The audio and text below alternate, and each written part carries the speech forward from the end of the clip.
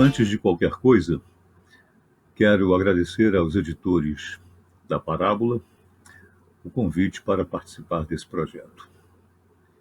Ao longo de 5 encontros, vamos desenvolver alguma reflexão sobre o tema a língua como objeto de estudo e matéria de ensino.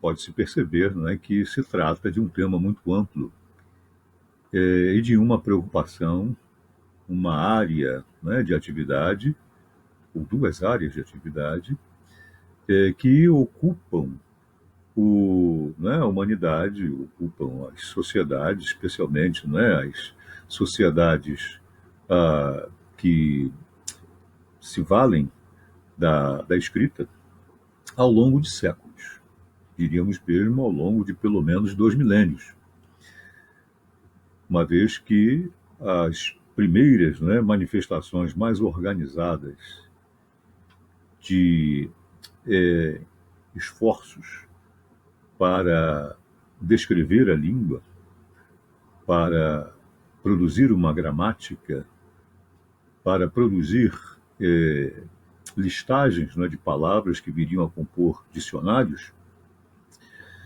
são aí do século III, século II antes de Cristo, na Grécia. De modo que não há nenhuma novidade, né, em se falar em estudo e ensino da língua. A língua faz parte do currículo, né, escolar, e todo mundo reconhece a necessidade de aprender a dominar a língua. Mas que língua é essa? É a língua na sua versão escrita. Na escola não se vai aprender a falar a língua nativa. Vai-se aprender a escrever essa língua e a ler, né, textos nessa língua. E que língua é essa? Não é certamente uma língua que reproduz os hábitos que os próprios estudantes já têm, mas é, na verdade, uma língua nova. Uma língua que tem palavras novas, uma língua que tem características novas que são relacionadas com a sua manifestação gráfica. Então, os alunos vão aprender a usar as letras de acordo com um padrão convencional, e quando vão aprender isso, eles aprendem a escrever uma palavra de uma maneira que pode ser muito diferente daquela maneira como eles falam aquela palavra.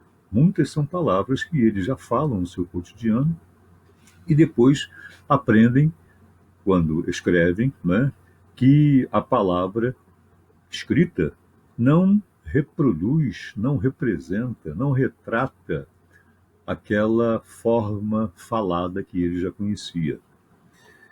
Esse choque é algo que, por mais que se lamente, é algo inevitável no processo da aprendizagem da escrita. A escrita tem vírgulas, ponto final, e essas coisas não existem na fala. Então, trata-se, na verdade, de adquirir toda uma nova tecnologia, a tecnologia da escrita. Mas tudo isso é bem sabido. O que não é bem sabido é o fato de as pessoas não conseguirem, né, quer dizer, os leigos, de modo geral, entender que aquela escrita, que aquela língua que se passou a escrever, é uma variedade da língua que os estudantes, ou que a comunidade, né, conhece, que a comunidade pratica, num sentido mais amplo. Ela não é a língua, ela é uma das línguas. Acontece que a escola, né, as autoridades da educação, a legislação educacional indica que aquela é a língua que se vai aprender a escrever. E essa língua que se vai aprender a escrever é a língua de que se ocupam os dicionários e as gramáticas, especialmente as gramáticas. Então, vejam só, quando falamos em língua como matéria de estudo e objeto de ensino, ou se invertermos, língua como objeto de estudo e matéria de ensino, no âmbito dessa série de palestras que nós vamos fazer, não estamos pensando naquele objeto que a tradição definiu como língua, ou seja, um modelo uniforme ou padronizado de uso da língua, que é o objeto de trabalho da escola tradicional, que é aquela língua na qual tradicionalmente nos alfabetizamos. Hoje temos uma visão bastante modificada por conta da própria evolução dos estudos da linguagem. Até o final do século XIX, praticamente, o que se entendia por língua como objeto de ensino era apenas a língua escrita, e a língua escrita na sua variedade que a gente chama de padrão, ou seja, a língua que passou a ser o objeto dos dicionários e das gramáticas. Então, o trabalho dos dicionaristas e dos gramáticos passou a ser uma espécie de trabalho que consolida a compreensão daquele conceito mais limitado de língua, né, que a restringe à manifestação escrita, e também não é qualquer manifestação escrita, é a manifestação escrita de um seleto, né, grupo de autores que passaram a ser considerados modelares, exemplares e assim por diante. O advento da linguística no início do século XX como uma ciência, é verdade que o conceito de linguística como ciência já é do século XIX, mas é no século XX que a linguística como ciência passa a pôr em xeque a língua na sua manifestação escrita como o objeto genuíno do estudo da ciência da linguagem. Para a linguística do século XX, o objeto genuíno da ciência da linguagem é a fala. Não é a escrita, é a fala. E por que a fala? Porque a fala é a manifestação natural da linguagem. A fala é um dom e é um objeto dominado por toda a espécie humana. Haja ou não nas sociedades o hábito de escrever essa língua. Muitas sociedades, muitas comunidades, né, pelo mundo não dominam a escrita, não tem sistema de escrita, mas eles dominam algo que se chama língua e que é o objeto dessa ciência. No século XIX já se estudavam manifestações faladas, mas essas manifestações faladas jamais foram consideradas objeto do ensino escolar.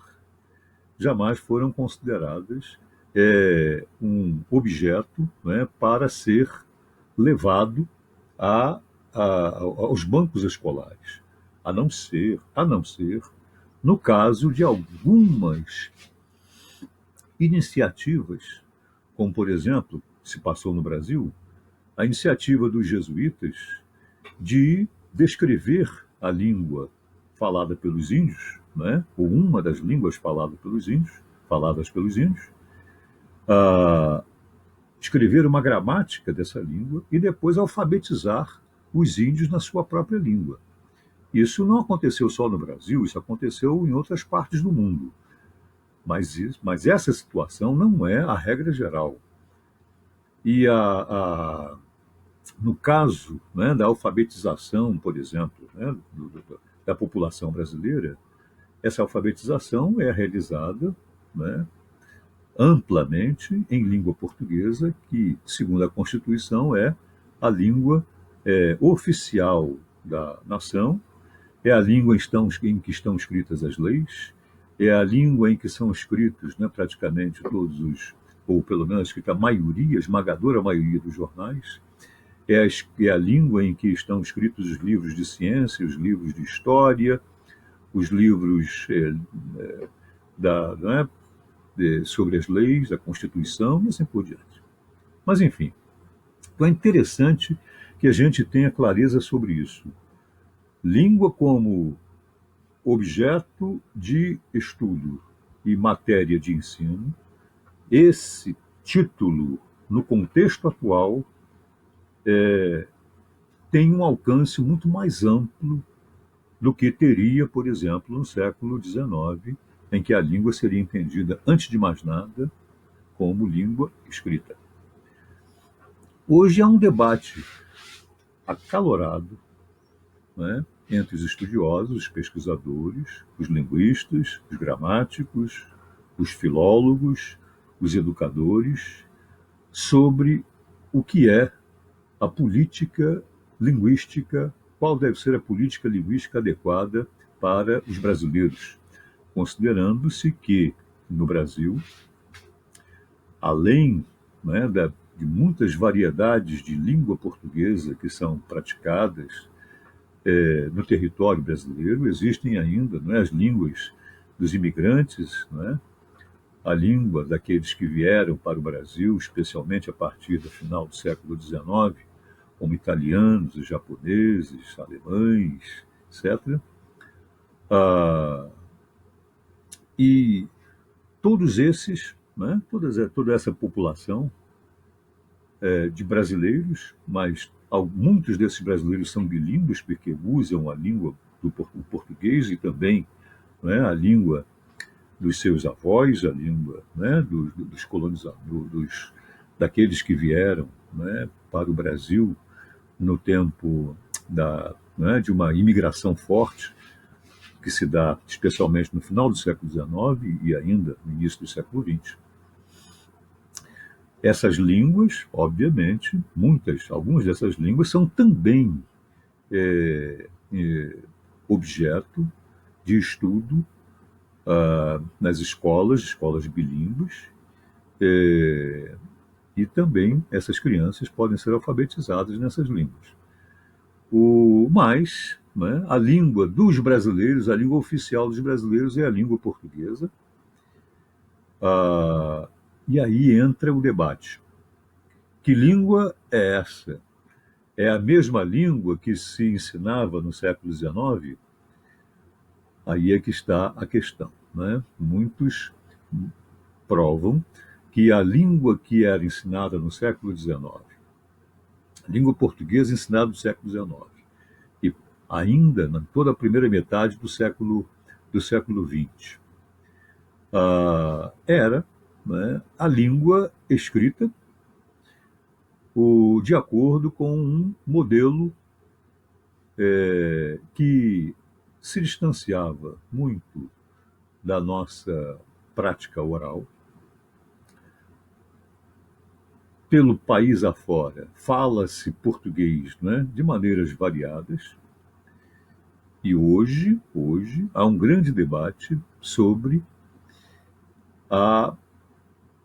uma política inclusiva, uma política de inclusão que precisa redefinir os objetivos do ensino da língua e o alcance desse objeto, língua, como matéria de estudo no espaço das escolas. Essa é uma questão que está em curso, esse é um debate que está em curso. Eu não vou me deter nesse aspecto, que é um aspecto, né, propriamente sociolinguístico, ou seja, discutir a legitimidade dessa diversidade, a legitimidade da incorporação dessa diversidade de línguas, de usos, como matéria, como objeto das aulas. Eu não vou me deter, eu não vou me debruçar sobre isso. O meu propósito é dar quer dizer, desenvolver algumas reflexões que estão relacionadas com uma ampliação da competência linguística dos estudantes, mediante a reflexão sobre a língua, pode ser a língua escrita, pode ser a língua falada, de modo que esse processo, essa tomada de consciência de como a língua é, essa tomada de consciência de como a língua funciona, possa ser um elemento, possa trazer uma contribuição para refinar a nossa capacidade de compreender textos e de tirar dessa compreensão dos textos, por meio de uma reflexão sobre o processo de construção dos textos, extrair daí elementos, conhecimentos, subsídios que podem ser transformados em recursos de ampliação das nossas capacidades, da capacidade de expressão dos próprios alunos. Ou seja, estamos entendendo que o desenvolvimento das habilidades linguísticas é o propósito do ensino de língua. É o principal propósito do ensino de língua, é o desenvolvimento das habilidades linguísticas.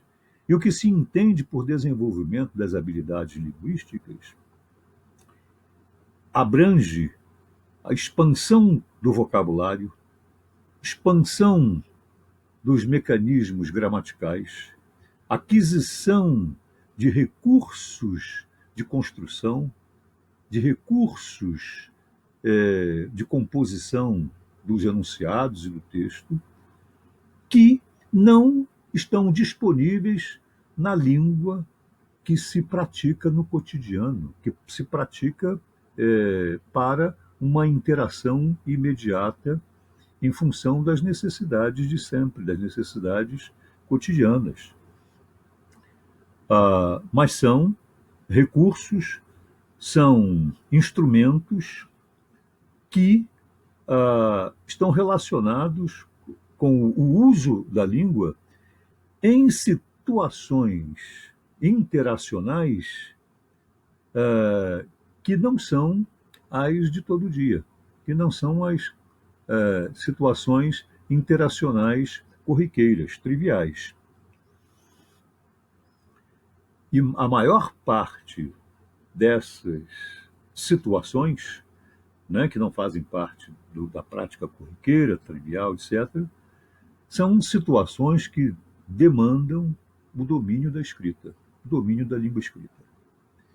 Então, o nosso objeto será, acima de tudo, a escrita, os gêneros escritos, a sintaxe escrita, o vocabulário escrito, as estratégias de construção de textos escritos. É preciso que a gente entenda que né, a escrita é uma conquista humana ah, que decorre de um esforço extraordinário de ampliação do potencial verbal das comunidades.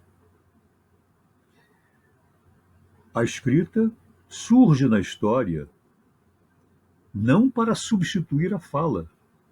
A escrita surge na história para desempenhar, para que a sociedade desempenhe atividades que a fala não era apta a desempenhar. Por exemplo, a comunicação à distância, a comunicação através do tempo.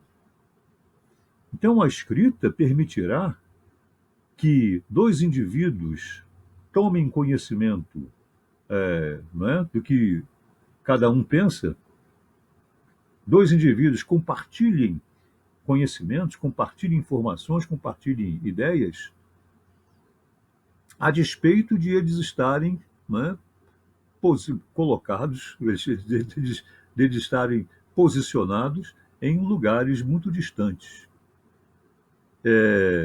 E assim também a escrita permitirá que um indivíduo se comunique com o tempo que vem depois dele e que ele resgate conhecimentos que foram produzidos em um tempo muito anterior àquele em que ele vive.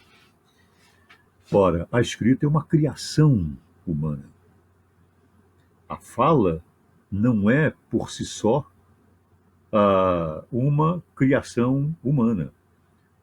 O ser humano nasce com a aptidão para a fala, mas ele só desenvolve essa aptidão se ele conviver com outros indivíduos que falam. Se ele não convive com outros indivíduos que falam, ele não vai desenvolver essa aptidão. Por isso, a fala, diferentemente, por exemplo, da visão, da audição, da capacidade de andar, etc., a fala é, na sua matriz, uma aptidão natural. No seu nascimento, uma aptidão natural. Mas no seu desenvolvimento, ela é uma propriedade cultural. Por que no seu desenvolvimento é uma propriedade cultural? Porque o que passa a ser o assunto da nossa fala, o que passa a ser a matéria compartilhada por meio da linguagem, por meio da palavra, é um conteúdo produzido socioculturalmente.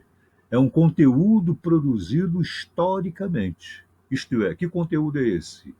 É o modo como nós apreendemos, o modo como nós assimilamos, o modo como nós trazemos dentro de nós, como conhecimento e como significado, as diversas experiências de mundo. O conteúdo dos nossos discursos, o conteúdo dos nossos textos, esse conteúdo que eu estou agora aqui compartilhando com vocês, esse conteúdo é um conteúdo que só pode ser elaborado graças a um sistema simbólico chamado língua. Ou seja, eu só posso compartilhar isso, e, na verdade, eu só posso organizar tudo isso como conhecimento e depois compartilhar esse conhecimento graças à língua. Então, vejam que a presença da língua na espécie, a presença da língua como uma propriedade exclusiva da espécie humana, não é meramente a manifestação de um dom da natureza. É mais do que um dom da natureza, não é? Porque esse dom foi transformado, foi expandido, foi recriado foi transformado para atender às necessidades que o próprio ser humano concebeu imaginativamente, com a sua capacidade criadora.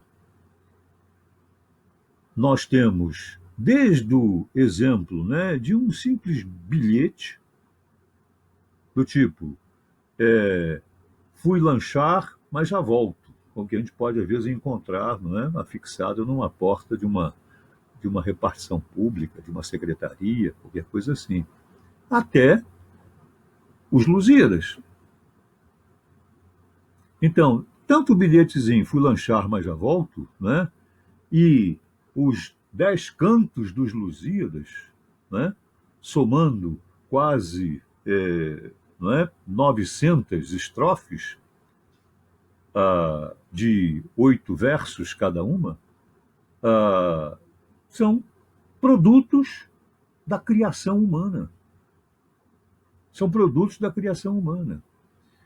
Fui lanchar, mas já volto, a gente não encontra no abrigo do jacaré, a gente não encontra no abrigo das abelhas, a gente não encontra no abrigo dos coelhos, nada disso. A gente só encontra numa porta, não é, de um espaço de atividade humana. Então isso é cultural, isso é social, isso é histórico. Bom, agora eu vou me deter nas analogias que eu gosto de fazer para que a gente tenha uma compreensão mais complexa, uma compreensão mais abrangente, uma compreensão da língua que seja resultado do enfoque da língua sob diferentes prismas, né? De diferentes prismas. A primeira analogia eu faço entre a língua e um instrumento. A relação entre língua e instrumento é uma relação muito óbvia.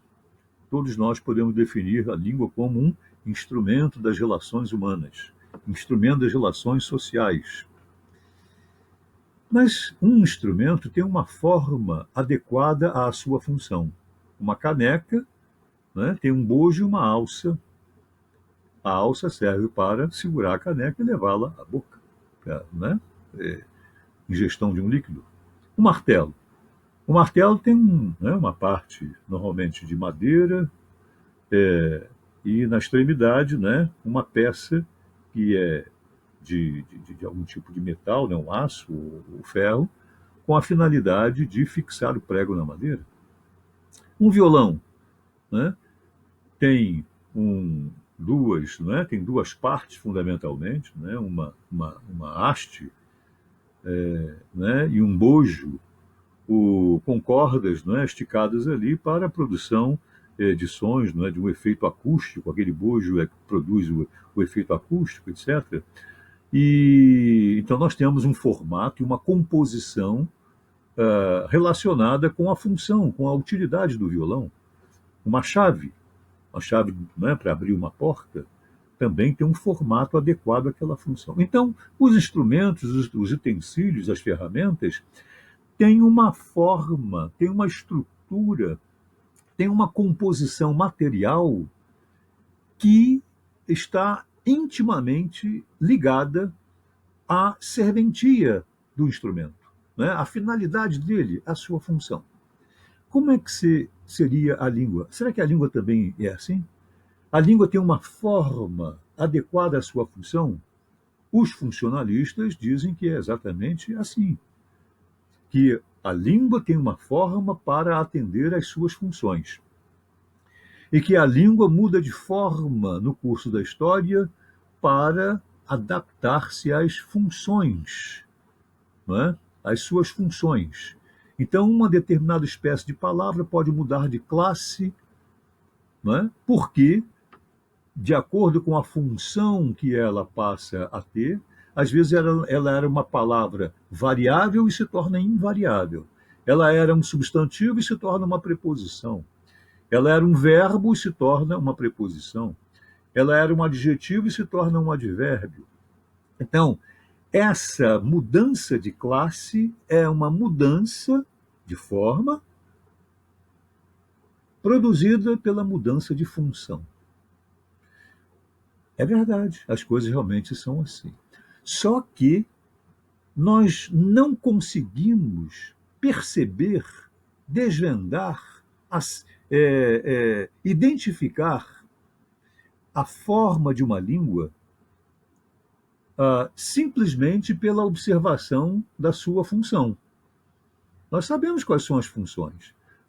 Usamos a língua para dar recados, usamos a língua para dar ordem, usamos a língua, né, para nos admirarmos de determinadas coisas, usamos a língua para produzir efeitos de beleza, né, efeitos estéticos, como na poesia, na literatura, usamos a língua para a prece, usamos a língua, né, para escrever um relatório, para escrever uma carta, para escrever uma receita culinária, para escrever o horóscopo, enfim, uma multiplicidade de funções. Aí nós olhamos assim na aparência, a gente até pode perceber, né, que há umas diferenças de vocabulário, umas diferenças de formato, etc., que estão relacionadas com esses diferentes papéis.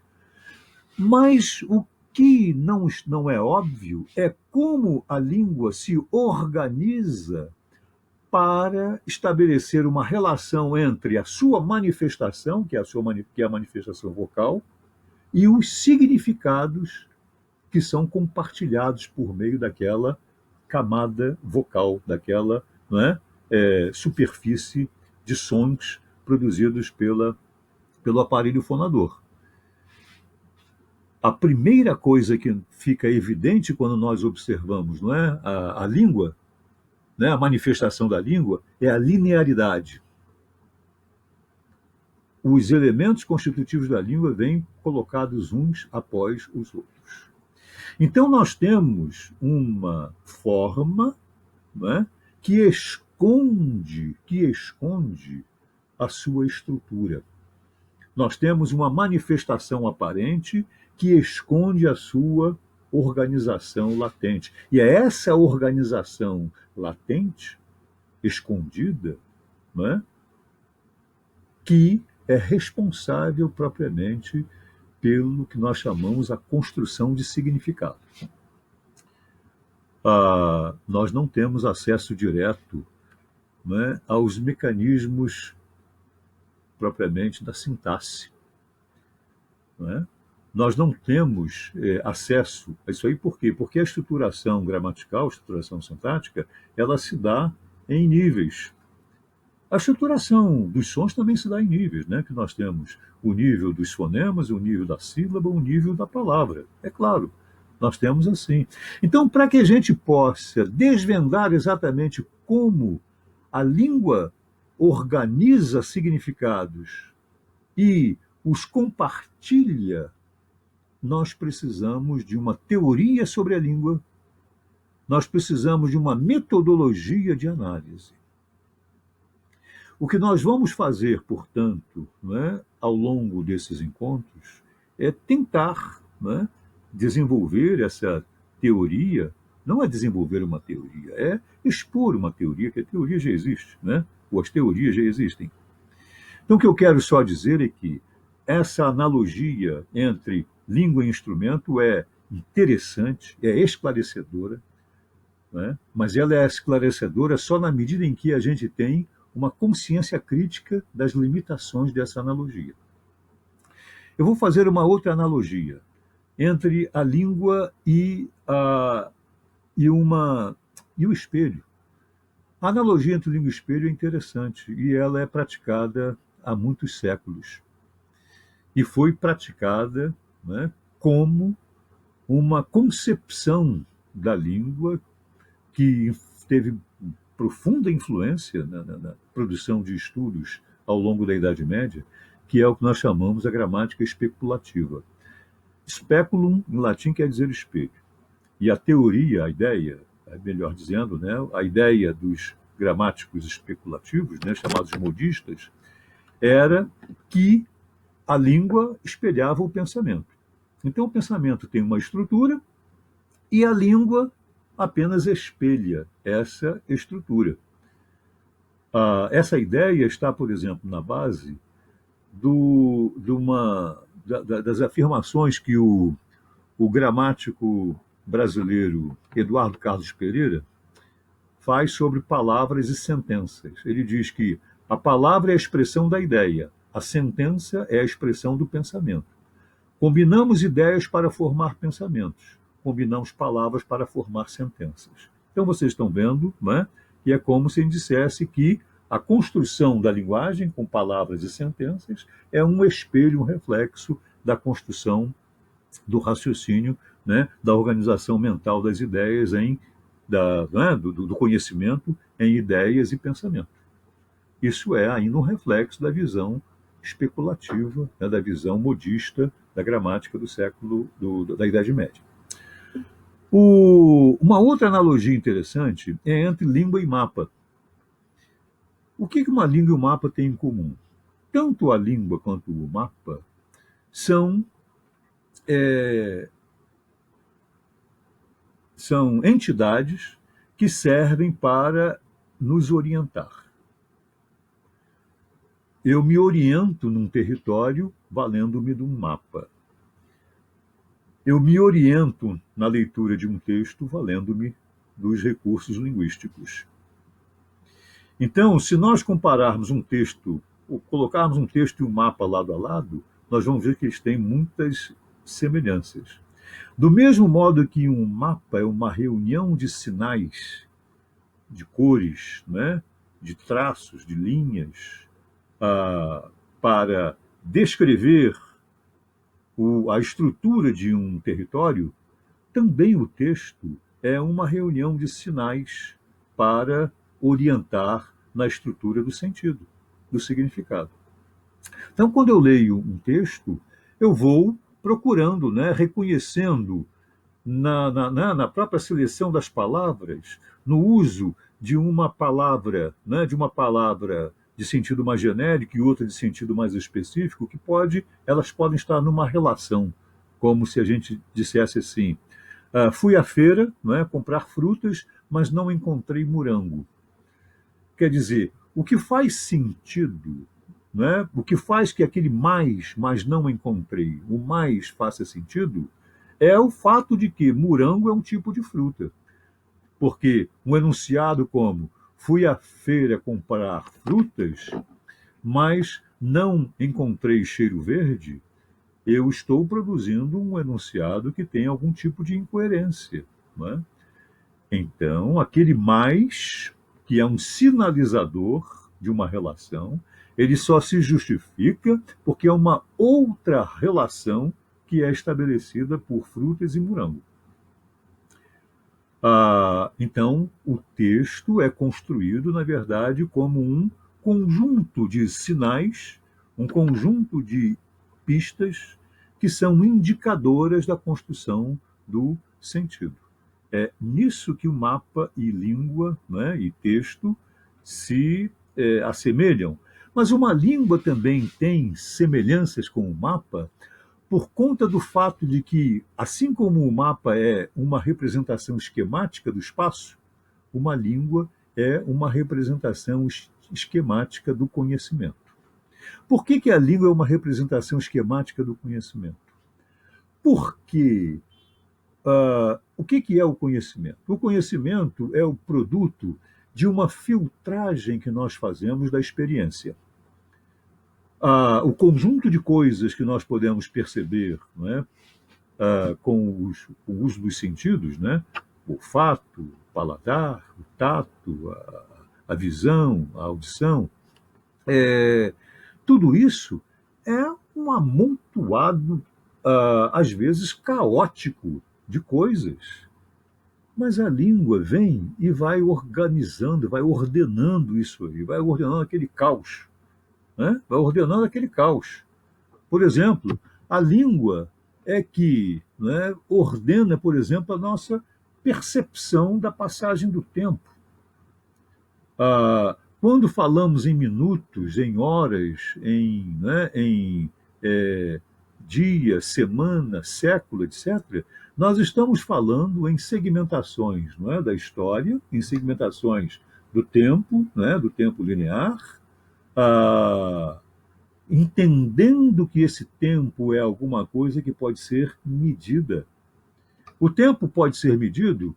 Sim, há algumas evidências empíricas, naturais, de que o tempo é algo passível de segmentação.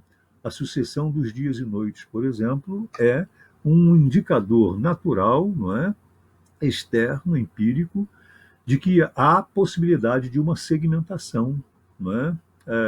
Do tempo.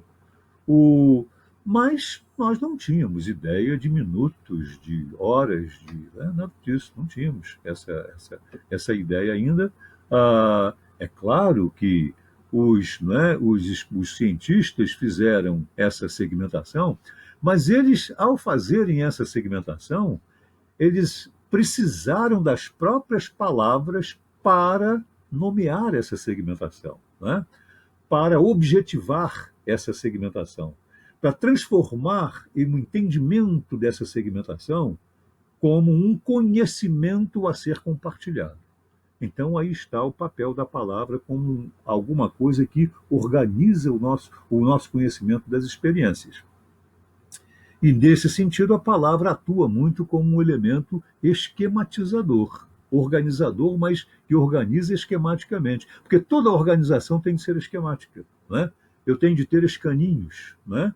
Eu tenho de ter gavetas, e a língua faz isso também. A língua tem os seus escaninhos, as suas gavetas, né? Esquematizando o nosso conhecimento para que ele possa ser compartilhado. Outra analogia que eu gosto de fazer é entre língua e jogos. Essa é a última da nossa reflexão de hoje. O que uma língua tem a ver com... O que ela tem em comum com um jogo, como um jogo de xadrez, não é? Ou um jogo de sinuca, não é? Ou um jogo de dominó, e assim por diante. É o fato de que, primeiro, para haver um jogo, né, bom, pelo menos um jogo como xadrez, um jogo como dominó, um jogo como sinuca, né, é preciso que haja, não é, dois participantes em competição.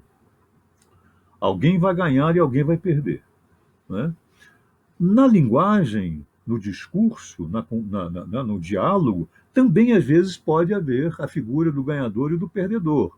É o que acontece, por exemplo, num debate, em que uma pessoa está defendendo um ponto de vista e a outra está contestando aquele ponto de vista, aquela opinião, aquela ideia. Pode acontecer isso. Né? Então alguém vai perder e alguém vai ganhar. É o que acontece, por exemplo, nos tribunais, não é? Com o embate entre o promotor e o advogado de defesa. Ora, mas a linguagem não é sempre assim. A linguagem é, aliás, na maioria das vezes, eu acredito, usada para a conciliação, usada para a intercompreensão, para cooperativamente. Né? Mas seja usada cooperativamente, seja usada, né, na perspectiva do conflito, do embate, né, ela envolve parceiros, ela envolve participantes que têm um foco. E não só têm um foco, mas que seguem regras e estratégias que são convencionais para aquela interação. Isso se dá no jogo e isso se dá também na conversação, também se dá no diálogo. Né? Então, ambos têm um foco. Né? Esse foco, qual é o propósito de quem se comunica pela palavra? Né? De quem se comunica, enfim, fazer-se compreender. Qual é o propósito do jogador, no caso né, da sinuca, do xadrez ou do dominó? É vencer o seu oponente, né? Derrotar o seu oponente.